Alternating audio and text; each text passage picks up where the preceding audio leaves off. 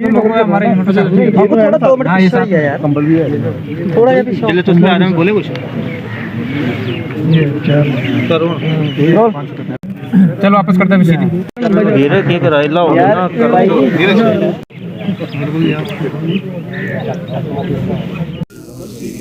ये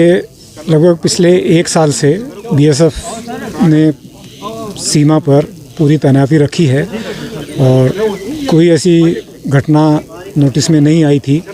जिसमें इस प्रकार के ज़्यादा प्रयास किए गए हों सीमा पर। लेकिन पिछले कुछ समय से हमें इनपुट मिल रहे थे कि इस प्रकार के प्रयास किए जाएंगे, उसके लिए हम तैयार थे। हमारी तैनाती पूरी थी, अलर्टनेस पूरी थी और उसी का ये नतीजा है कि ये बहुत अच्छी रिकवरी हथियार और नारकोटिक्स की गई है हमारे अलर्ट ट्रुप्स के द्वारा, जिसके लिए वो बधाई के पात्र हैं।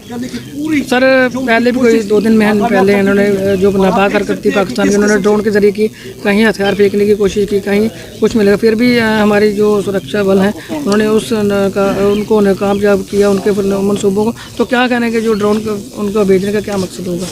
देखिए, मकसद एक ही रहता है, हथियार या नारकोटिक्स अंदर भेजे जाएं, मिलिटेंसी को बढ़ा दिया जाए, मिलिटेंसी को चलाने के लिए